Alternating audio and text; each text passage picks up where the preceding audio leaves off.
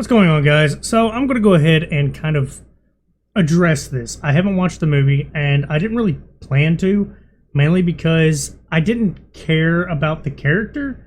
I don't like amalgamations. I like where, yeah, you can take a little bit off of a classic character, kind of redo it a little bit, but this is not a 30s or 40s, like 1930s or 1940s character.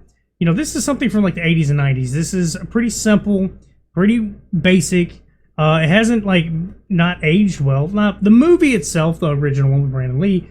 Yeah, it's got some, you know, parts in it that are a little bit didn't age well, but it doesn't make the movie bad. The movie's still good. If you watch it for understanding the time, it's still really well done. It's not like something that's like, oh god, it's just so egregiously bad.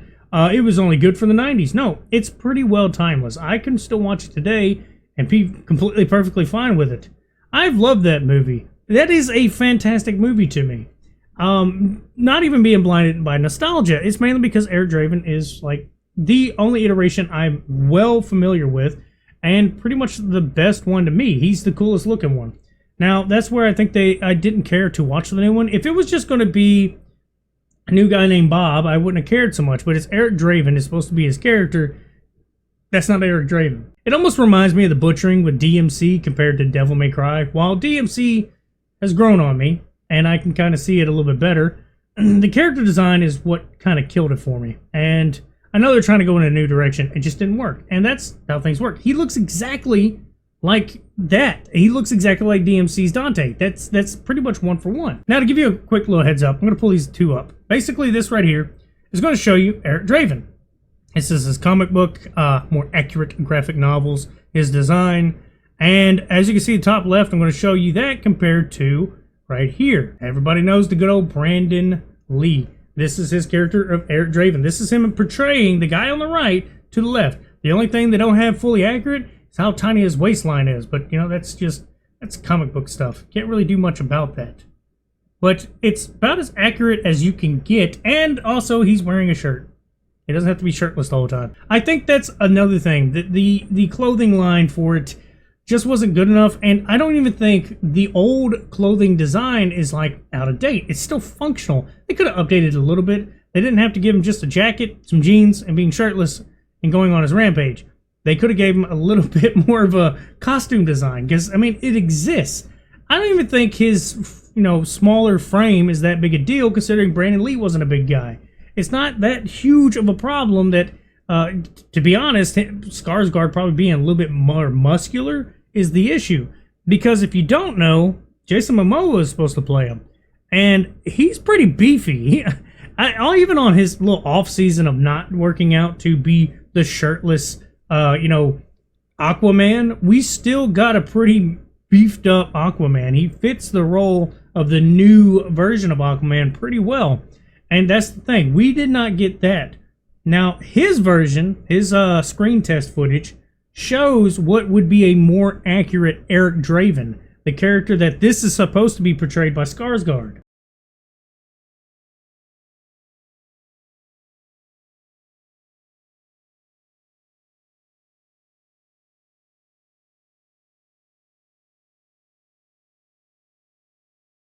Now, this is pretty much going to be wild territory, but I'm going to go ahead and say the reason why I don't care is, like I said, if it was just a random person by the name of like Bob, and Bob probably be a terrible name, but it doesn't go very far from that. A lot of the Crow characters that you don't know about, if you're just surface level and you just know really that, you know, Eric Draven was the best one, Brandon Lee's 1994 was the best one, if that's where you're going to be, yeah, you're going to pretty much die on that hill. But it's not a problem that that's like the only Crow to you. But the issue is that they haven't really did a well-written, you know, character for any other ones. Now, I don't know all of them. I'm not going to really just go down the list. I only want to use this as reference towards the movies. So, like in the movies, every one of them, none of them are Eric Draven again. Like, we got the one from The Crow Salvation, which was a guy named Alex was the character that the Crow resurrects. Pretty simple, basic, not a big ordeal. Nobody really had a big issue with that. You go further, The Wicked Player, which I would argue, I would assume has to be way worse than the remake. And that's going to be with a guy named Jimmy. Now, Jimmy is also portrayed by Edward Furlong. Now, the only reason why I watched it because at the time, still, I thought Edward Furlong was pretty cool, especially coming off of, you know, the Terminator 2, which was one of my favorite movies as a kid. This was direct to video. Nobody cared. And I still don't care. I thought it was horrible when I finally watched it. And, I mean, it's pretty simple as that. The entire, you know, franchise has been trying to make new characters, and it's always like a very big miss. And they pretty much struck gold when they used Brandon Lee, at least as far as the look and the long hair. I think minus the tragedy, it still would have done pretty well. In fact, I think he was supposed to be on like a 3-movie role with that at the time. Now, we can second guess whether or not the tragedy made the movie end up selling more, or if people just felt empathetic because of that, and that's why they're more nostalgic for it. That's going to be arguments for other people. I'm not going to have that argument. I don't really care to argue that because, like, I still think the movie was good on its own. In fact, for the longest, because as a kid, I didn't know that person passed away. I just knew I liked the movie. And then pretty much these other movies that came out that you can just wipe your ass with, I realized, wow, The Crow's really good. Why did we never get another one with this guy? And then that's when I found out when I got older, he passed away during the making of that. And it was pretty wild.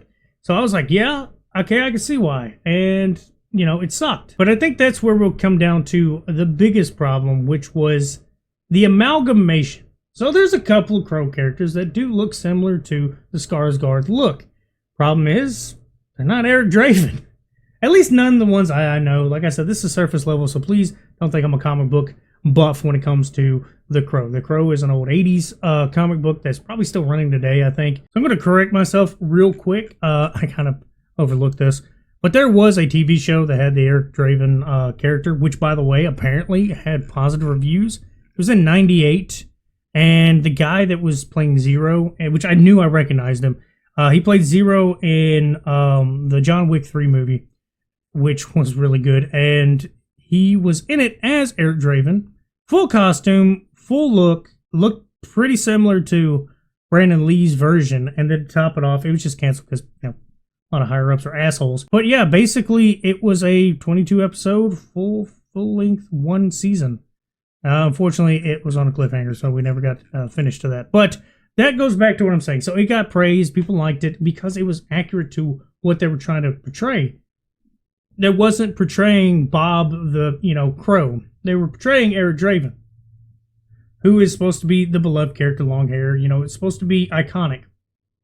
So if you're going to change him to make him look like Skarsgård, you need to change the character he's portraying. He can't be Eric. That's where you start pissing off people, is where you got all these different, you know, different versions of them that you could have ran with or made up your own. And people probably would have actually liked it more. Now, once I see it, I'm going to see how bad it is, because I heard it's not just that, just the entire movie is supposed to be bad. So I guess it just had to make it worse that they just attached the Eric Draven character to it. So yeah, I don't see that, you know, being a plus in my book at all. Once I heard that was the character, that's what drove me away from it anyway. So I was going to go into it negative as, you know, as hell anyway. So that's on me being very biased without giving it a chance. But I will give it a chance, and if it's actually better than I thought, and my only criticism is the fact that that's not Eric, I'll probably do a follow-up video at some point, kind of, you know, describing what I liked or hated. And that's when I get a chance to watch it. That could be weeks from now, months from now. Who the hell knows? I'm probably not going to have a chance to watch it anytime soon because I still have a lot of other things that are on my plate right now. But yeah, guys, about all I got to say. Y'all have a good one.